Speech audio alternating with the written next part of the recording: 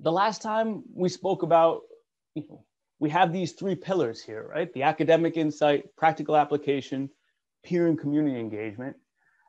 And if you've researched the program, heard me talk, seen all the things, we really talk about how much we leverage all three, right?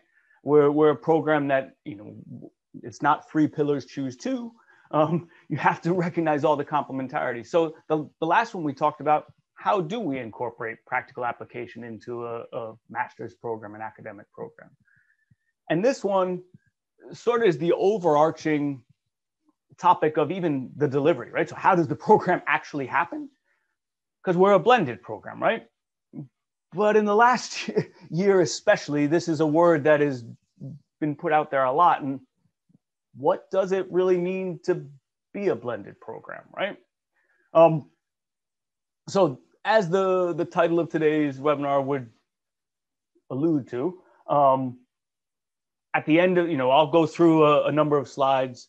Towards the end, we'll have the opportunity. We have our Deputy Director, Monique Boddington, and we have the incoming Director, Alberto Peduzzi, who will all just then have a chance to talk through things, right? So, and in addition to that, we also have Kirsten Castle and Laura Ortu from our program team. So we hope to be able to address all the questions and any concerns you have, right? So with that, let me dive in a little bit to what a blended program is, right? And I think importantly, it's one, what does it entail? What does it mean? And what does it mean to you, right? So it's one of, it's a busy graphic, but the key is the graphic really takes a mix of all of the appropriate bits, right? All of the different ways you could get learning, whether it's in-person, face-to-face teaching, right? Here in Cambridge at the Judge, whether it's online synchronous, so live online teaching, whether it's online asynchronous, right? So you're there at somewhere where you have video, text, discussion forums, everything has written assessments, right? So this is always a question, well, how are things assessed? Well, all the modules are assessed from a written. We have the 4 residentials here in Cambridge, right? Feet on the ground, boots on the ground in Cambridge. We have, when we're here, we have a number of in-person workshops that aren't just academic sessions and not always just practitioner sessions, but also workshops on, it could be pitch training. How do you write, communicate? How do you tell stories, right? Lots of things that are non-assessed sessions, but that are critical for many people, and if not all, in their entrepreneurial journeys, right? We do have all sorts of, the online discussion forums, right? So this is where it can be a team-based, it can be cohort-based. We have a number of, as I mentioned a little bit from in-person workshops, the practitioner sessions, right? So throughout the 2 years, we have both in the residentials and outside the residential, a number of live or recorded, so you can watch them the same way this is live, but you can also watch this recorded, practitioners coming in and talking about their journey, right? Naturally, we have lots of case studies and readings, and we have, enabled by the part-time nature of this, we have a massive, global community and representing, over 30 different nationalities, right? With all of that, it's a lot, right? But the idea is it provides you lots of flexibility, right? So you can fit into whatever schedule you have, adapt it to your time frame. Not everybody is sort of walking in lockstep as you would in a full-time program. Now, I think it's important to also recognize the trade-offs, right? So one thing, again, if you know me at all, I usually try to play out what's the good and the bad, right? And it's important to recognize always what the trade-off is, right? So this it's not a full-time program, and a full-time program naturally, embedded here in Cambridge, when you're here 100% of the time, you can really embed yourself more in the Cambridge ecosystem, in the network, get to know people all over the country, really, have a deep relationship with Cambridge, right? We don't have that if you're not living here, right? We do, some people, obviously, if you're living here, that's a different story, but no one's required to. So it's not quite that, but what we always get is you can be surprised how much of Cambridge you get from 4 weeks, right? So in the first year, 3 weeks being able to get here. And then the trade-off, the benefit of that is you get immediate application into your venture, your activity, immediate testing, right? So, I mean, I just had a message this morning from, currently I'm running the growth elective. And one of the students is, we've been sort of in real time, each unit that comes up in the growth elective, they're applying to their venture, and they have, an offsite that they're having in just over a week's time. And she's saying how, look, this has been helping me out, but can I download some of this with you, right? So it allows you to really just real time apply and get the salience that comes with that and the learning that comes with it, right? Instead of sort of the waterfall effect of full-time program. After that, we're going to do application and then, trying to remember what happened. With that, it's, I think this last year, when I reflect on, all of the things that make this a blended program within the context that we are now, right? This last year, many programs rushed to adapt to become blended programs, right? So de facto, when you think about it, just about every single full-time program ended up either being, blended program or an online program, right? So it had some sort, but there's a key difference about a full-time program adapting to blended as opposed to where a blended program by design that intends to be blended, right? It's different because we were always wanting to mix the two, right? So this is why does this matter? Well, it's part of the structure. It's part of the structure that's in place. It's part of the classes that are in place. It's part of the curriculum design, right? So you design things a little bit different when it's supposed to be blended. We have, this is in work with the digital learning team here at Judge of figuring out how to mix in the exercises, right? How to make things happen in a constant sort of cadence that allows people to still follow it, that doesn't rely on every week getting together as a cohort, having a live discussion, going through things, right? So it's a little bit different in terms of the curriculum design. And that matters. It also matters because I could say, and I'll get into a little bit more today, from our standpoint, we want to stay blended, right? So we are a blended program. We will be a blended program. That's kind of the backbone of the program. So how we went about things this last year, we were already going about things, and we want to learn for the future to keep things, right? So it just has a little bit different mindset. With that in mind, it's worthwhile. Let me just walk through sort of a little bit what has changed over the last year, what has not, what we see changing for the future, just to kind of give a better lay of the land, right? So, I mean, for us, I think the natural bit that I think we all experienced this year, right, is, if we were in person, it's somewhat like the old adage of, if you're going to have a party for 20 people, don't rent a room that holds 100, right? Well, this year, if you're going to have a class for 50 people, you need a room that's going to hold 100. So everything was obviously more sparse. If you were in person, you had everything was different that way. What this did was it forced everyone to experiment, right? And I think this is what's really important is our program is really founded on experimentation, right? So for us, what the pandemic did, and I remember, it's over a year now that we had our residential in March of 2020 that had to go online. And we opened that residential saying, you know what, we have the opportunity now. Everybody's going online. Everybody's now willing to experiment. So it had this silver lining for programs like ours, where a lot of trends that were already in place experimenting with how to adapt things online, experimenting with faculty teaching, getting capabilities and getting more comfort from both the faculty and the student standpoint and just an ecosystem standpoint. It just accelerated that. All of a sudden, where people might have been sort of, yes, we'll get to it eventually. Well, now we were all in the same boat where we had to learn and we had to accelerate this really quickly.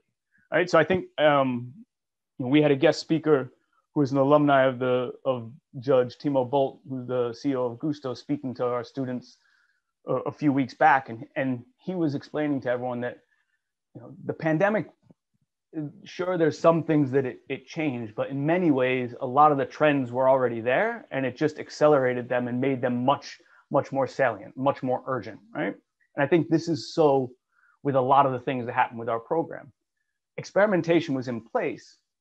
We just were able to learn much faster. So things that might have taken years, now we learned in months, right? So I think probably better than asking what has changed, the real question to ask for us is, what have we learned, right?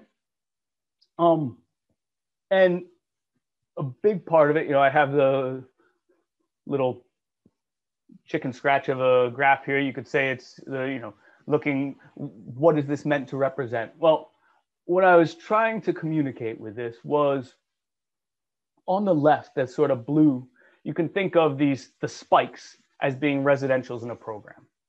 And we were a program that had sort of chatter taking place a little bit in between the residential. So we'd start off, it was really just big hits of a residential, and then a long pause till the next residential. Everything was sort of happening online. People were doing their work, people were carrying on. But then it had a huge shock of the residential, of just massive buzz and excitement and getting together. And this was, wonderful. No one wanted to leave the residential, right? But it sort of had, it died down, and then these big shocks. What we really learned, because of the urgency and the immediacy that we had to do it, was, we can have much more frequent opportunities to engage. We can take some of these sessions when we have all the practitioner sessions. We had to lump so much into residentials. The days were really long, packed with stuff, tons of parallel sessions, all stuff in there. And we said, well, wait a second, we can do a lot of things a lot better than we thought, and people are more willing to do it outside the residential. And can we look at our residentials and say, what are the really value-added things that have to happen in person, right?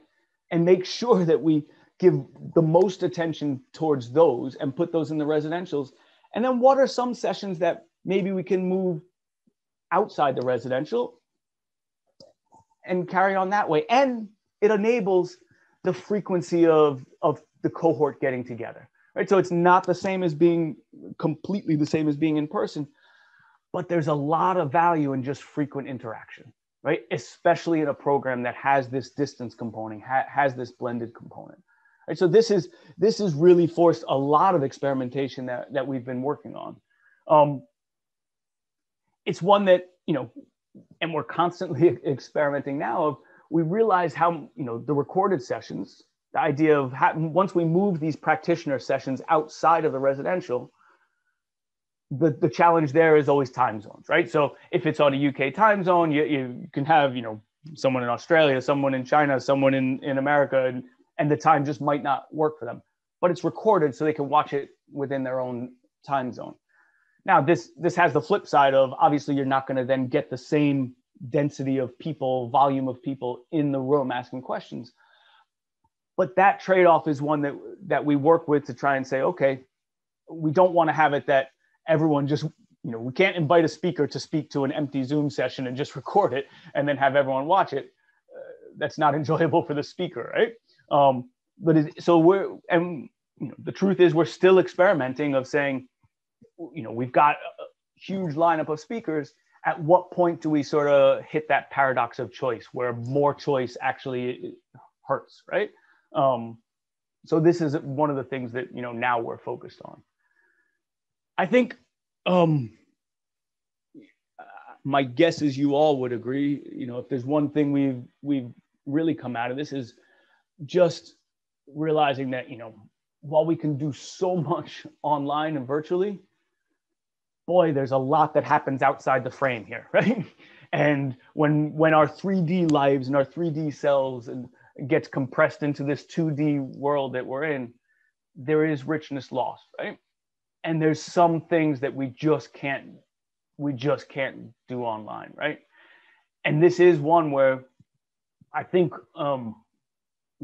we clearly recognize how much parts of the residential matter, right? So, if I were to look back and, context matters, right? And the context and environment really does matter. And I think if there's anything, it's one where, look, external circumstances made it just impossible to have residentials at times, right? And made it impossible for people to get here. We have our next residential coming up for the 2020 cohort is in June. It's on that magical June 21st date, right? When restrictions are supposed to roll back. But we know that in the best world, still there's many people that won't make it, right? We're trending coming out of this, but we really recognize just how important these are, right? A true residential, being here, being able to, so some of the pictures here of, walking, hanging around Judge, being in the school, having the college dinners.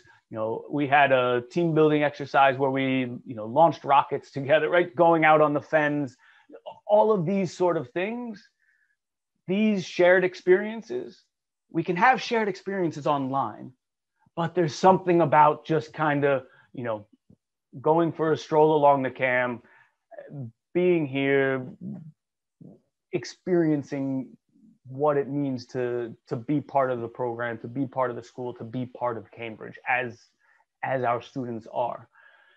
And this is something that, it reinforced that we are a blended program. We're not a fully online program, right? We're a program where there's weeks here in Cambridge and there's the right balance, right? So when we do have those weeks, we always hear from our students how impressed they are, even though they're not here for that long, how much they feel a part of Cambridge, right? Because once you sort of set foot for a little while, well, then the connection stays with you have mentors in the program, right? And the mentors help connect you with other people. And you have the other cohort members and you have, college memberships. And there's ways to stay connected, but those connections just dissipate and diffuse slowly the longer you stay away from Cambridge, right? So this is, we see this and we've definitely learned that, right? I have on the third bullet point here that, true residentials V2 will be better than true residentials V1. And this is just not only an internal from the programmatic standpoint of recognizing just how important and what really belongs in the residential and what doesn't, and what the most value added activities, but it even extends to outside of the program in the school and university policies. The example apologies if you've heard me say it before, but it was always the IT induction that used to happen. And that used to, that was only allowed to happen in person. And that at the end of the day would just consume massive amounts of time to have people standing there just to be able to get their password and log into a computer. And obviously the university has allowed this to happen remotely. And that's a huge thing to be. It sounds so trivial, right? To just be able to get your password and login credentials to a computer. But if you had, when we have this 1 week and it's so precious to then consume some of that time by having to, get your login credentials, just didn't make sense. But that was something that was outside of our control from a programmatic standpoint. And now that's something that's been freed up. So I think that's where we benefit from a lot that's gone on, not just within the program, but, across the ecosystem and across the world, for that matter, of people just being more comfortable with what we can do. I think from here, it's important to say, okay, what's changed? What have we learned? But also what hasn't changed, right? So there's actually a lot of things that have remained really constant, right? And these are important too. And really, at the end of the day, this comes down to, our ethos, right? So, by the definition of our ethos is, right, the set of beliefs, attitudes, habits that are characteristic of any individual or group, right? And for us, this is fundamentally what defines us as a program and what defines us as a cohort, and really what makes it work, right? So if you haven't heard me before, and our students, I always say our students are really what makes the program, right? And so our ethos is really the ethos among our students. And it's this shared ownership, the notion that not everyone in the program isn't always looking for someone else to do it for them, right? Our students, we've grown and learned so much because our students have pointed out areas that are working, not working, and offered suggestions and been there to help us grow, right? So it's a program that's an entrepreneurship program, but it's a program that's entrepreneurial itself in terms of saying, let's experiment, let's try something. You know what? If we don't know it, it's not a top-down program where we just dictate everything that has to happen. In many ways, our students are at the coalface and are experiencing things. Now, in some cases that we have to explain that there are constraints and what's going on, but it's a collaborative endeavor, but with the team, the directors, the school, and the students are really, really a key part of this. I touched on earlier when I was just speaking of the prior webinars on kind of who's important, and it's just extremely important to us. We always talk about the value of having such a diverse population, right?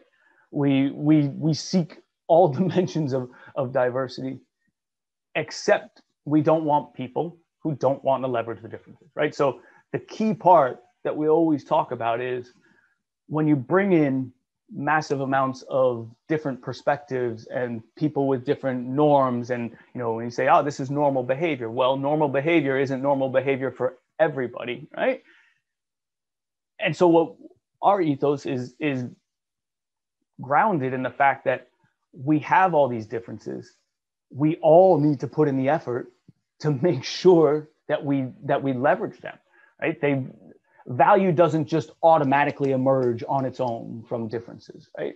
We have to all want to leverage them, want to learn, want to give each other the benefit of the doubt, want to invite in the conversation that, the person who's not speaking, maybe they have something really good to say, right? How can we invite them into the conversation, right? And this is all, being passionate about what we want to do, being passionate about change, having an impact on the world, wanting to change things, but balancing that with some humility, right? Balancing that to say, let me listen a little bit, right? It's a drive for change.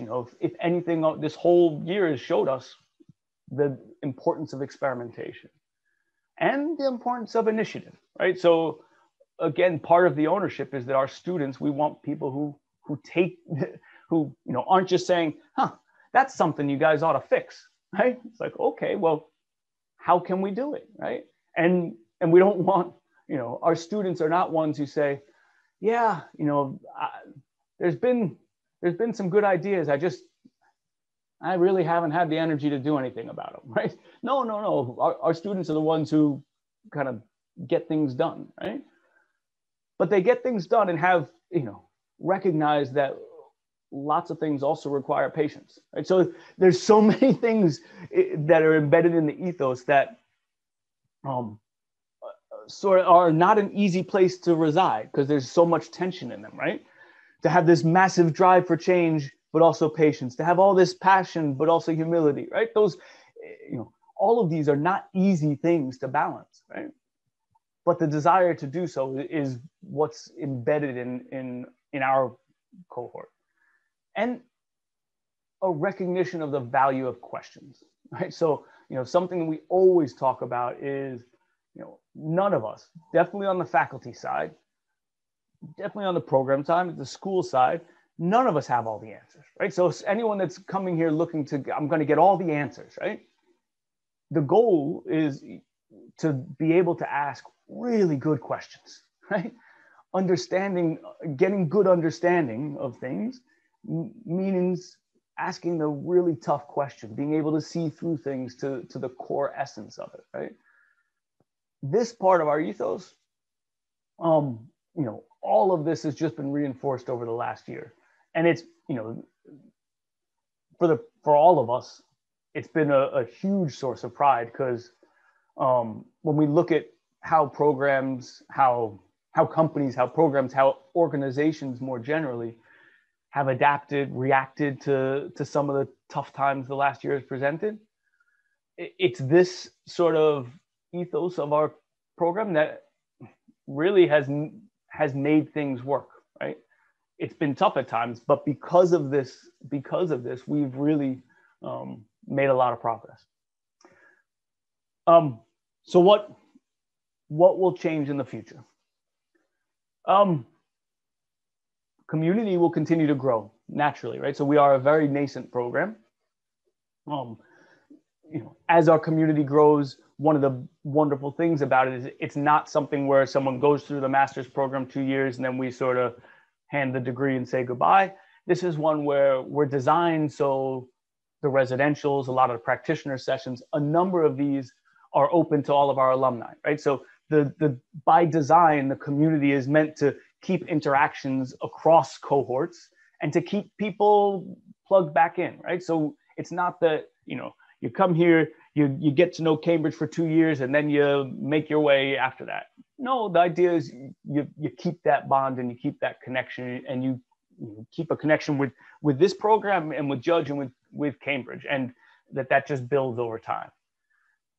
There's, I have up here natural evolution in a Cambridge way, right? So the Cambridge way on this is sort of the paradox of the pictures to the right, right? So we have this university reporter, right? Which is started now, doesn't go back to the beginnings of the university, but Cambridge, the reporter has been posted and published since 1870 and continues till this day. And that definitely for the foreseeable future and definitely beyond my lifetime, I don't think that's going anywhere, right? So there's certain policies and procedures and structures at the university that are just set in stone, and the stone and the walls of the university are pretty solid, right? But that's balanced with this massive culture of discovery, right? So you have this, rock solid foundation and walls that doesn't budge, balanced with the ability to just always desire to have a huge impact on the world and discover new things. And what this really comes down to is Cambridge adapts, but it does so in a measured way, right? We're not a dog chasing squirrels that just gets distracted at the latest buzzword or trend and, oh, let's do this, oh, let's do that. It's like, no, this is similar to the ethos of our program, right? We want to make a huge impact on the world. We want to be passionate, but there's a little bit of patience embedded in there too. And just let's make sure it's right, right? So what this means is things, there's no major changes that happened at the university, but also as we've seen over the past years, our program, the structures, the processes, that's really in a steady state. We have little tweaks.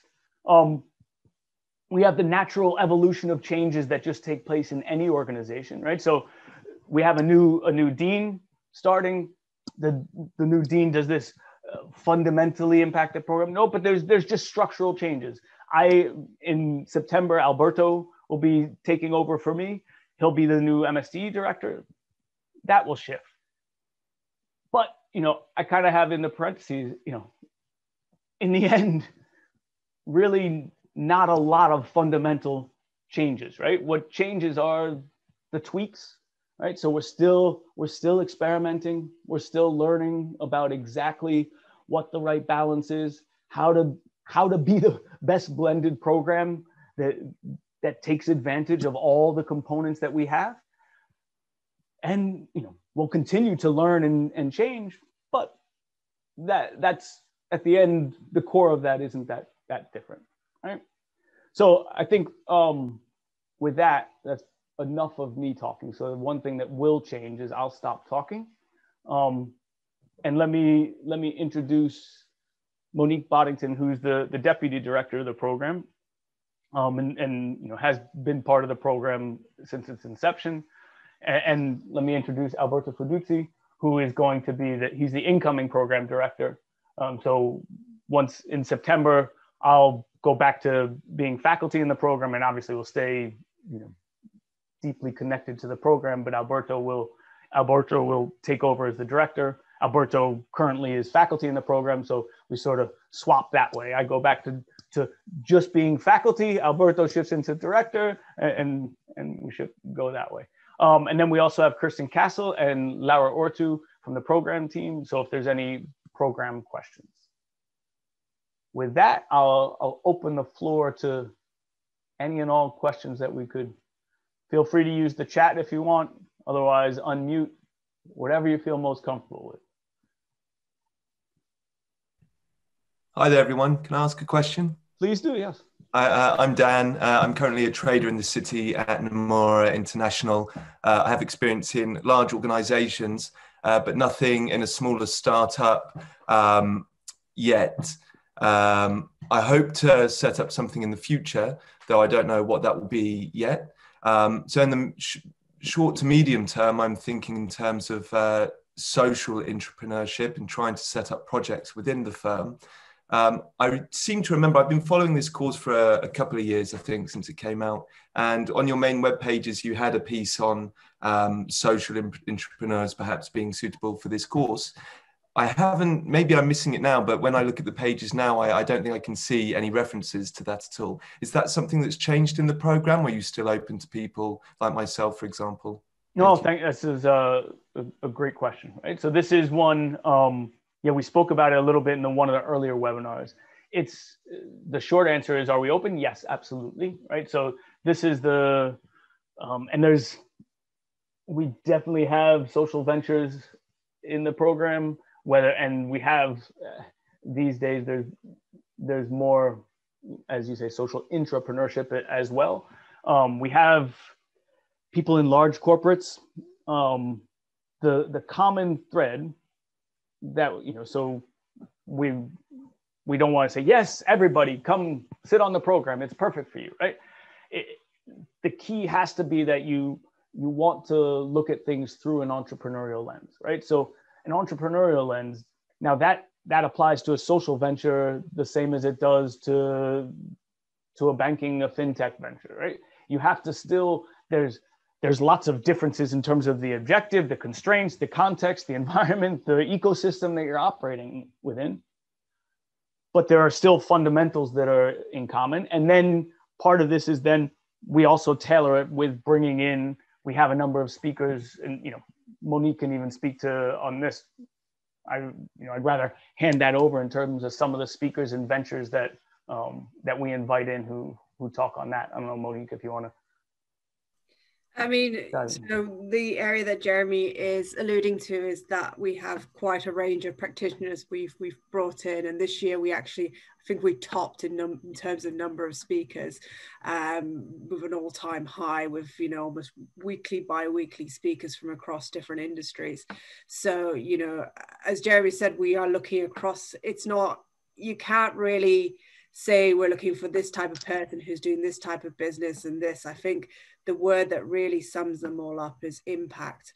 When we look at across all these different ventures and these different industries and these different contexts, we get a lot of family businesses at the moment. Actually, I've seen a lot, of the applicants this year who seem to have family ventures and looking at how they can innovate, established 100-year-old businesses, for example.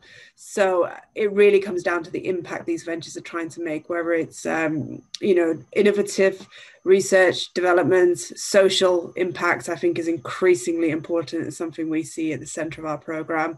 But yeah, Daniel, does that answer your question? I feel like I went off on a tangent a little bit there. No, it does. It's very helpful. Thank you very much. Yeah, I think it's one where one of the things we do, which is, so it's not just a set list of speakers that we always bring in every year that's the same. We try to adapt that to the cohort that we have. So when we get the cohort in, so all the cohorts in residence, the first and second years, we look at all the different industries that all students are interested in, and then make sure that we tailor speakers to come in and address topics that are of interest that way. And it's, again, the social venture side is one that is quite prevalent, actually, right? We never know till we see the whole cohort of exactly who we have. It's very standard year to year that we always have an interest in social enterprises, or even for me, I'm more and more interested in enterprises with a social mission as well, because of the sustainable impact they can have. But just to give an idea, the current second years, the most popular group is fintech. But in our current first years, actually, it's B2C retail is the most common venture. Every year it changes, and it's quite interesting from my perspective to see these trends. And I was quite surprised with the kind of dip in fintech this year.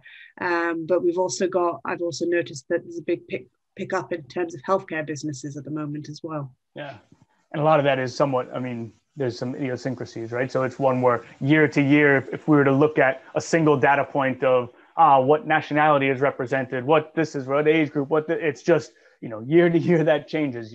I think a couple of years ago there was, we had a huge representation, even nationality wise. If you looked, it was obviously UK, and then you go down, and how that all changes is a year to year thing, but we will address it. Other questions? Yeah, I'm hello. Okay, you go first. Oh, thanks.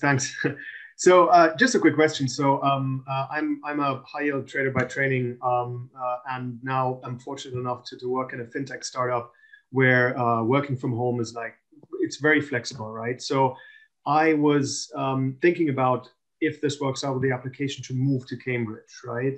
And I know you've had a couple of guys on the last call that also did that, and I was just trying to get a feel for is there an added benefit to moving there in terms of, is there room to meet with the professors, and teachers to discuss elements of the curriculum and the applicability to kind of the venture I'm involved in, to get some color and formal feedback, in a similar way that, an undergrad would meet with their professor for consultations, in the faculty offices, and then how does that work, right? Yep. So it's one where, this is obviously if you move here, the benefit is you're in Cambridge and you get to embed yourself deeper and you are part of the university. And the one part, I should say, not the one key part, if I were to especially reflect one of the students who's in Cambridge this year, there's all the college activities, right? So you definitely get much deep, you're more deeply embedded with the college and the college culture. Now, you get all access to everything that any Cambridge student would. The one exception on that is, moving here as part of the program definitely doesn't guarantee any housing in the college, right? So that's the one part as a part-time program, being a member of the college doesn't automatically. Now, that's one where from a college by college basis, if something happens to be there could be opportunities, but there's no guarantees. Outside of that, it's really what you make of it. The one thing, always on all these things, part is to try and set expectations as well, right? So where I would hesitate somewhat is to say, can I sit down and meet with faculty all the time as they're available, right? So there aren't sort of just regular consultations set up with faculty on an ongoing basis on the course, right? So that's not part of the course. Now, does that mean that if you're interested in something and you then have the opportunity to, hey, I found someone else, and to talk to them, and if they're interested and there's mutual interest, that's generally how things happen. And there's just a lot going on in Cambridge and in the university. So they're, you know, whether it's through other groups, whether it's through Cambridge Enterprise or QTech or, you know, Cambridge University Entrepreneurs, right? Or whether it's through different entrepreneurship center events. It's one where, you know, being here then allows you to sort of, it takes some time just to figure out how to navigate everywhere, and to build those relationships. But it's really what you make of it. I can say the people that have moved here have they have a different Cambridge experience because they're here all the time, right? Than if you're here for 4 weeks over 2 years. But that's one that, you know, if you were interested to learn more about kind of what that would entail, we could, you know, the best thing to do would be to kind of connect you with one of the students that has done that, and they can elaborate on what that is, right? So there's, on all these things there, you know, I'm not sure which ones we have. We can always look at the ambassadors for the program that we have on the website and contact that way. And you can always feel free, you know, to reach out to us if there is someone that you'd like to speak to, and we'll do our best to put you in contact with one of our students. Great, thanks. Yep. I think, was it Adam? Yes, yeah. It's me. Yeah, hello everyone. Thanks, Jeremy. Thanks for the sharing just now. Okay, my name is Adam. I'm from Asia Pacific. I'm based in Singapore. So I just want to ask one question, because actually I'm in the heavy equipment industry for 15 years. So within multi-location. So currently I have a team of 4 persons. So actually we are looking for a business idea. So I want to ask if we have the business idea, because the core, we know the second year will be the core project, right? Can we take this project, integrate with the core project? Let's say we want to take this business idea into market in the near future. Is that possible? So let me speak a little bit about what sort of the major project is, right? So the second year, the major project isn't, so what it is not is just saying, okay, I'm going to bring something to market, right? The major project is, it's along the lines of a thesis, right? So a master's thesis. Now, what we always say is it should be fully aligned with any business interest, venture interest. So if you have a business idea that you're looking to take to market, you can think of either what's a core assumption, what's a core piece of information, where do you need to know something, right? And then that's a good opportunity for making that the fundamental topic of the thesis. Right? But then it is one where you have to then delve into, okay, what has been said about this? Where's the gap? Why is information out there not sufficient for what I want to do? Let me go gather some data. Let me learn about this. And then I think what I generally say on this is we're going to require you to think more deeply about the topic than would be otherwise economically viable, right? So if you weren't getting an academic degree and you were just doing this in your daily business life, you probably would stop short of where we're going to push you in terms of understanding the core topics, right? Now, we're not doing that just because we're Cambridge and we want you to think more deeply and it's hard. And we think there's all of this, a big part of the program is the clarity of thought that comes through going through an academic program. And so it's always there's that point where you normally go up to and then you switch off and do something else because it looks more valuable. Sort of breaking through that barrier and gaining a better understanding for, okay, yeah, but why is this different than the other thing? Why is this really different? Of course we always say this time is different. Is it really? And that's what we're going to push at that level of, well, I mean, isn't this just an analog to something else? Or if you look at this paper, why doesn't this explain what you're doing with just a little bit of, some slightly different context, right? And so that's the major project is really pushing you to think really deeply about this. And then the purpose of this is then you can take that capability to when you look at other opportunities and be able to ask that question again of, wait a second, is this really different? Or can I, and there's a true capability that comes from that.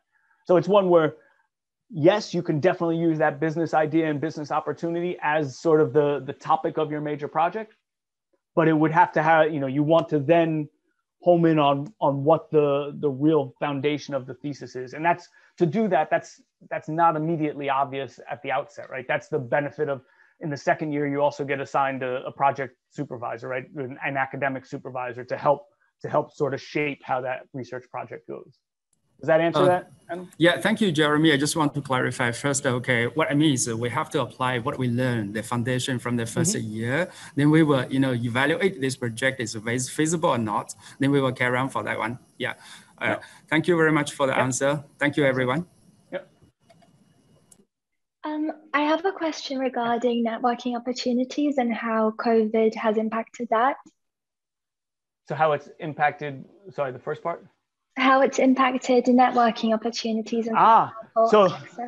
Yeah, fantastic question, right? So this is one, I'll go back to March of 2020, right? When this kicked right in, and immediately it was obvious of one of the big things of residentials is the ability to network with your peers and get to know one another.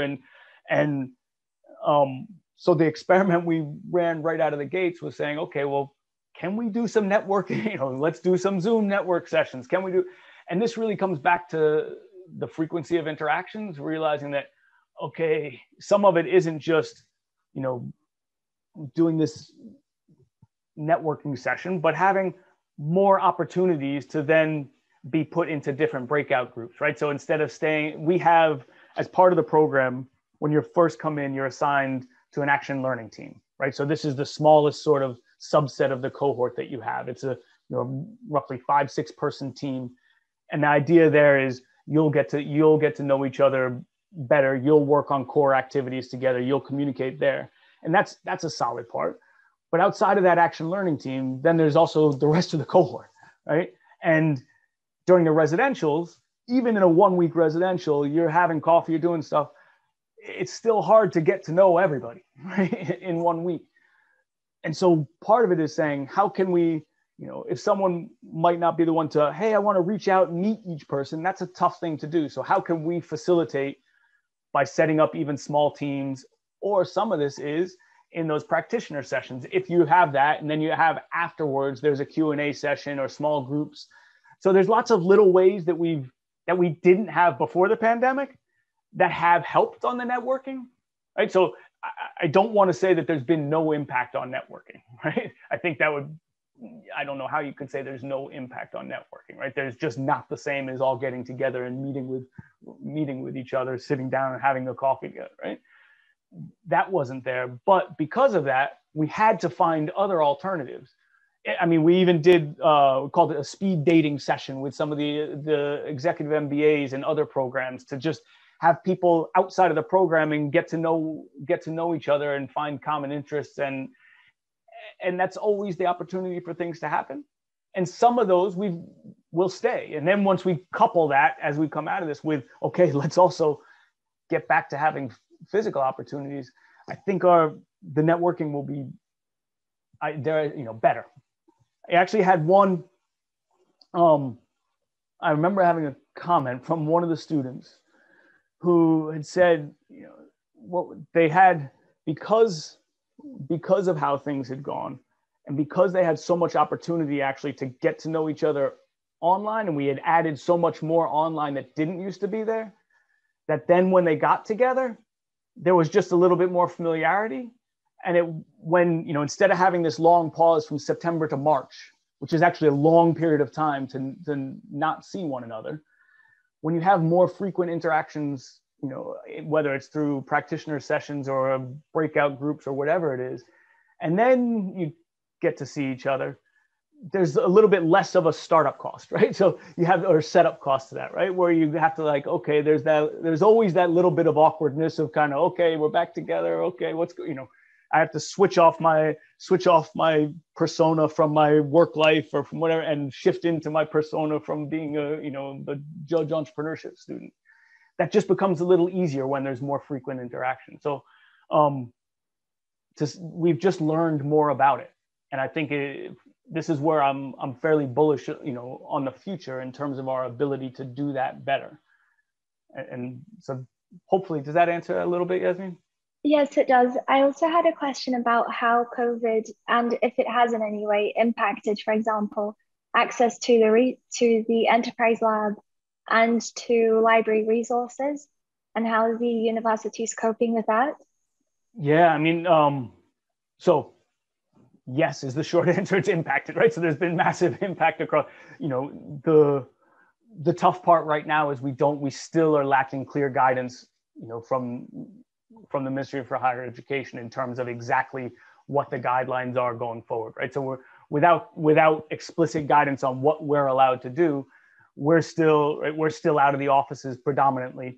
Laura's in her office, right? So, but it's still to go into the offices, it's a very constrained subset of who can go in.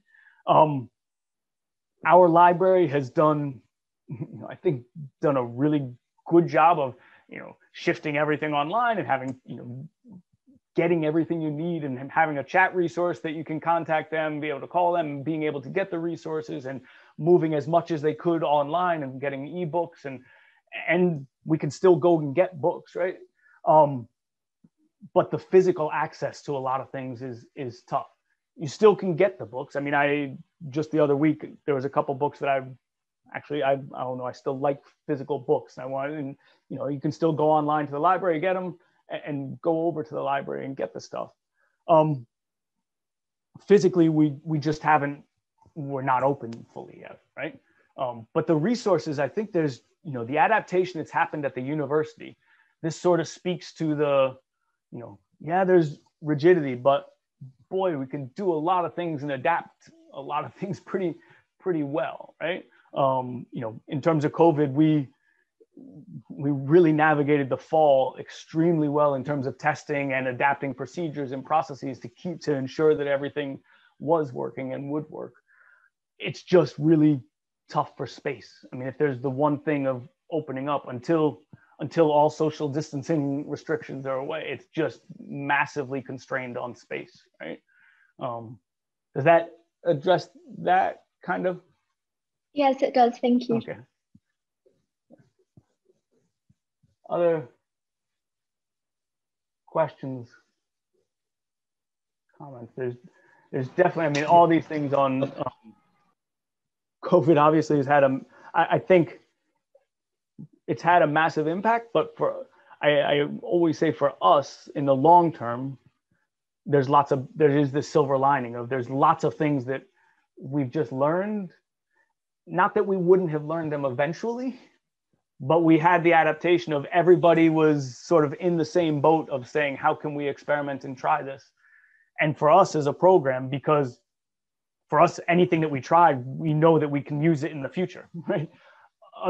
So we were kind of really at the pointy end of this, trying to push everything forward of saying, let's experiment, let's go, let's try this, let's try that.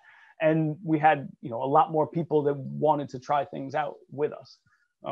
So there is that silver lining that once we get back to having people together, and then we kind of marry that with all the other stuff that we've had, it'll really be great. Hi, Jeremy. Yes. Maybe can I spend 1 minute to share my experience for the hybrid teaching this study experience? Actually, I'm attending Singapore, the first hybrid, master degree. I'm about to finish by this September. That's why I'm trying to apply this, program to process my, another degree. So actually, the first degree here, actually the experience is quite nice because we have a very strong, class rep and group sessions. So a lot of social, network online, and sometimes, if allowed, we have some small groups offline. So so far the experience is very good. We got 50 students here. Most of the students say, okay, the experience is very nice. I think I just want to share some positive feedback. I think long term everything will be okay. Don't worry. Yeah. Yeah. No. I mean, so for us, I think the important part that I tried to say originally was our program is designed to be hybrid, right? So it's not, there's a big difference of things that had to shift to be hybrid to those that are designed to be, right? And there's, I mean, ours is just highlighted all the benefits of being able to apply things to, you know, if you're here full time, there are benefits of that, but you just can't, it's hard to then apply things and to carry on with a different job or to be anywhere in the world you want to be, right? So all of that has proved true. And yeah, no, I think there's plenty of positives. So thank you. Any other thoughts going? Well, I was wondering, about, for example, have you ever experienced with people leading, let's say SMEs or smaller companies, and have you had experience with them to help them transform in a way that they become a more purpose-driven, more mission-driven, and sometimes that's hard in some cultures, for example, and what's your experience with those kind of companies, those kind of ventures? Thank you, Felipe. So I don't think you're asking about my experience. Yes, I've had those experiences, but from programmatic wise, I think it's important. And this goes a little bit to, I think it was Daniel's question earlier in terms of different types of companies. We have companies, you know, we have students all the way from, I have the idea and I'm working on transitioning that into a business, to, you know, I'm early on in my stages. I don't have any funding, but maybe I have a team together. To I've gotten some funding. To you know, I actually have revenue. To I'm profitable. To I'm an SME. To people that, you know, we have, you know, CEOs of a larger corporate, right, in the group. So we run the gamut of sort of very, very nascent to more mature.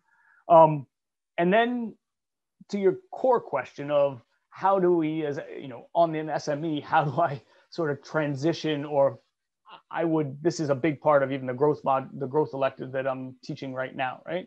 Which builds on the core courses, right? So the core courses start to really build an understanding of, you're speaking a little bit, or I'll make an assumption in there of some change within the team, or how do I assemble different teams, or how do I deal with different cultural differences, whether I'm talking about national culture or I'm talking about company culture, I'm talking about organizational perception. How do I assemble teams? How do I manipulate them? How do I, you know, shouldn't say, how do I navigate my way through all of this sort of uncertainty?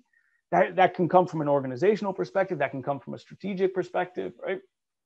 And then we sort of build on all the core courses to then say, you know, in the growth elective is saying, okay, now we need to figure out what is the core objective? What are the different growth opportunities? How do I select which one to do?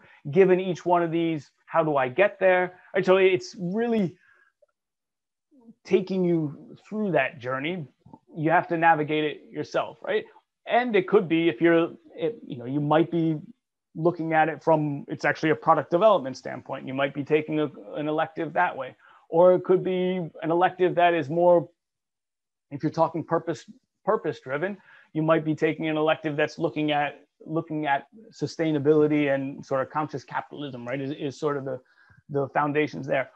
Or it could be one where actually there's different regulations, there's different global trends. How do you manage this? And this is, you would take an elective that's looking at, there's external constraints, and how do I navigate different external constraints and opportunities, and how do I recognize where there is an opportunity and adapt to this, right? So there's definitely, the core foundation gives you a solid understanding, and then you need to tailor sort of your journey and which courses make most sense for you.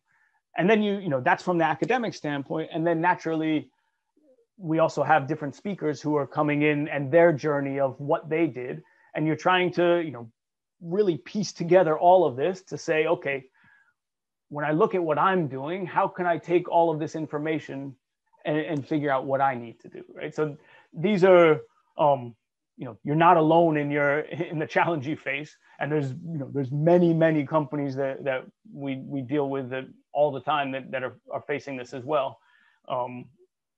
And of course, on top of that, then you have a mentor to kind of try and guide you and help with it. So The short answer is yes. I gave you the long answer. Other questions as we start to near the end of the admissions cycle for this time around, right? So I think with that, I do want to make sure, if there are questions that you have after this webinar, after looking through different material, we do have the ambassadors. There is always, go to our website, contact us. If there's questions, we'd be more than happy to answer them. For us, we really do pride ourselves on trying to make sure that you have the best information possible and that you understand what the program can offer and that it fits you, right? So, yes, Manlio. Yeah, hey. So just in terms of this is regarding the final project, right? So the fintech venture I'm involved in, right, sits on, a large amount of data and sits in an area that's quite, cutting edge at the moment. And, in traditional finance, but also on the technology side, right? So we speak to many larger players in there, and I can imagine that there would be room, to get, for example, one of those larger players, on board for a mutually agreed topic for a final thesis, right? Where there is an explicit academic angle to it as well, right? Is this something that is interesting to the faculty, or something that will be encouraged, or how does that process work Yeah, I mean, a big part of the going into the second year, you have, so the Michaelmas of the second year is you'll take a research methods course. Through that research methods course will really help you sort of frame what the project will be, and you'll get a solid proposal together. And then the proposals, the way, Monique works the magic on this is taking all the proposals, finding out, okay, what faculty might be interested in this. You also can do the legwork of, if there's faculty that you see that might be interested, having conversations and saying, hey, is this, and the more refined that is, the more opportunity, there could be for faculty to be interested. If there's faculty that are interested in the topic, that's the best scenario, right? And we generally get a number of faculty and supervisors that like these topics, right? So that hasn't been that's not really a problem, but it's one, usually, there's some refinement. I think as any entrepreneur knows, the idea that you usually start out with isn't usually what, go a year or two down the road, it's a little bit different. The research projects usually end up being the same thing, right? So the idea that you're speaking of right now, this would be a year and a half down the road. It might have evolved and meandered one way or the other. And it's figuring out what that topic will be and where the right overlap of mutual interests are, and sort of scoping the project as such that it works. Yep. Right, and that will be in terms of faculty, right? That could be the Entrepreneurship Center, Judge, or that could also be other parts of the business school, right? That it does. The faculty supervisors for that are from the broader business, or from across our faculty at Judge, right? So it's not only faculty who are teaching on this course. Got it. That's one where currently we have many of the supervisors are not faculty on the course. It's just what happens to align with their topics, right? Cool. Yeah, thanks a lot. Yep. Jeremy, can I ask one more last question from my side? Okay. So the question is, just now you mentioned a lot of information about a core project, all right? This project will be an individual project, one person, one project. So Absolutely. Instead of 2 or 3 classmates together, or one person, yep. Right? The first year is of much more structured, standard courses that you're taking that are all geared towards entrepreneur. The second year is individual, delving deep into a project. It's that's your individual project that you work on with your academic supervisor, right? Okay. And then so in the second year, it's you with the academic supervisor working on that project, and then you still the mentor is still there for you for your venture, but the mentor is not. It's not. They are not charged with mentoring you on the academic. Okay, just a follow-up question. Yeah. Okay, because we are coming to the end of the session, right? Can I ask, what is the top 3 criteria, faculty is looking for from the candidates? Thank you. This is there's no that's not, you know, I couldn't give you the top 3 criteria on that. I would give you the top 1. We try to make sure that people are coming for the right reason and that people are right for the program, right? So this is all what we're looking at is, you know, it comes down to the core. We're a program built on those 3 pillars. Is this the right program for you, right? We don't want to put people in a seat just to get them on the program if it's not really the right program, right? So we recognize there's many options out there for people. People, you know, by all means, as we said, an academic master's program is not the, you know, be all end all for every single entrepreneur to be successful. Yeah. It's right for the right person. We want to make sure that, you know, that you're choosing it for the right reason at the right time, right? So these are things we want everyone to think about is, you know, is it the right time for you, right? There are other things, there are other ways. Should you wait 3 years and then come back? Would you learn more? So these are things that, you know, we'll challenge you on, not because we don't want you here. Obviously we want you, but we don't want you here if it's not the right thing for you. Right? Yeah. So if you want the top criteria, that it's the right program for you right now. That's what and that you're. Thank you very much. Yeah. Thank you. Appreciate the answer. Thanks. Okay. With that, if there's not any more, just one more last questions. I'll wrap up the last sort of webinar of the year. Thank you for your attention. And again, if there are questions at any time, please don't hesitate to get in contact with the team, and we'll do our best to provide the information for you. Okay. Thank you, and we'll be in touch.